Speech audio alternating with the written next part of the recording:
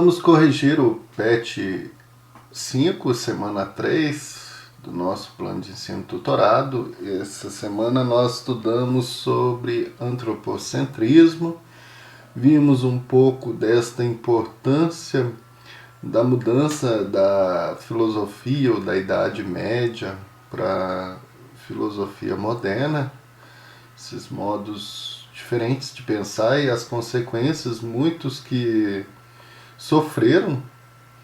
Não foi uma passagem de um dia para o outro. Algumas características que a gente viu da Idade Moderna em relação à Idade Média, principalmente essa passagem do âmbito religioso para o âmbito da ciência, e vários personagens, Galileu, Copérnico, Giordano Bruno, Kepler, vários que nesse sentido tentaram fazer essa transição.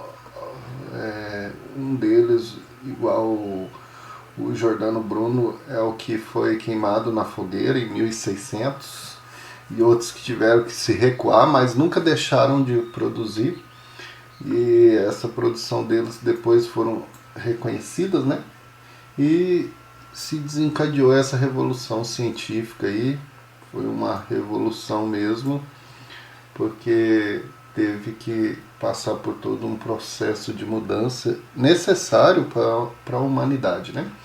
Então vamos lá. Na primeira a gente tem aí sobre a vida de Galileu Galilei, né?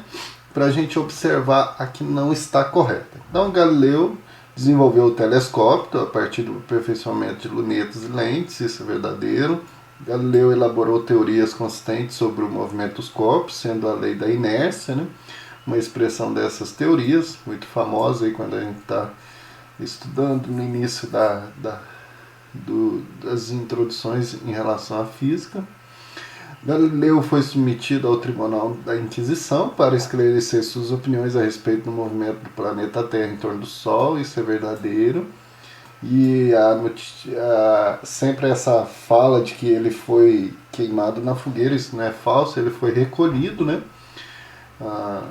Tipo uma prisão domiciliar, né? E no caso quem foi queimado mesmo foi Giordano Bruno, filósofo, teólogo e de certa maneira naturalista, ali naquele mesmo período, no mesmo contexto, próximo a Galileu Galilei.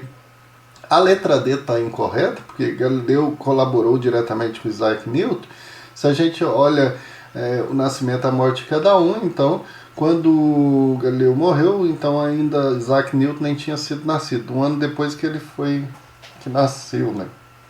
E a elaboração dessa obra aqui, que realmente existe, apesar que ela foi lançada em 1687 e depois 1713, 1726, porque são 3 volumes, onde contém as leis de Newton, mas é própria dele, então não teve colaboração nenhuma com Galileu Galilei. Então essa que é a incorreta. Galileu conseguiu observar por meio do telescópio as imperfeições da Lua, como as crateras que nela existem, né? Naquele contexto, com os poucos recursos que existiam, a gente fica impressionado com tanta evolução de método que eles criaram. Na número 2, sobre a revolução científica, que é incorreto, né? A gente tem a letra C, porque a revolução científica foi um movimento de legitimação do poder absoluto monárquico, de aumento do poder eclesiástico. Ao contrário, né? A revolução científica foi para tentar diminuir essa questão de uma monarquia, muitas vezes em vista de um só que determina a ciência, tem esse contexto mais laico de difundir o conhecimento, né? E também o poder eclesiástico, que nesse aspecto religioso e também que tem essa hierarquia de poderes, a ciência tende a sempre quebrar isso, né? Aí as verdadeiras, a lei da gravitação universal foi formulada por Newton a partir da teoria heliocêntrica, a teoria do movimento dos astros. Isso foi uma evolução, uma importância muito grande nessa revolução científica. O método da observação e da experimentação, aliado à razão matemática, contribuiu para o desenvolvimento das ciências modernas, né? num período em que a física, a matemática e a filosofia estavam em colaboração mútua e que, se a gente observa todos esses pensadores, cientistas, eles sempre tinham esses títulos, né, porque são áreas de conhecimento que se encontravam nesse contexto.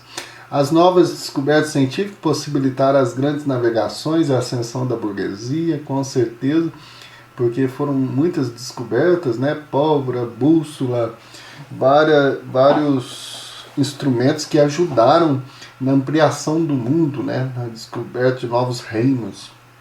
As ideias racionalistas de Descartes e a física newtoniana influenciaram o pensamento iluminista do século XVIII, com certeza, né? Todos esses pensadores desse contexto aí ajudaram muito a desenvolver o pensamento iluminista de uma razão autônoma que vai realmente mostrar uma laicidade maior, uma revolução maior, mas que depois vai ter uma ascensão da burguesia, e essa burguesia vai ser muito importante para vários aspectos de evolução da sociedade, né? Então essas foram as questões que ajudaram a gente a entender um pouco essa passagem da Idade Média para a Idade Moderna. Então são assuntos importantíssimos para a gente aprofundar e conhecer, né? Aqui a gente teve um panorama muito objetivo, simples, e que a gente possa preparar para a próxima aula, nesse sentido de sempre ampliar a nossa busca do conhecimento. Um abraço a todos e até a nossa próxima aula.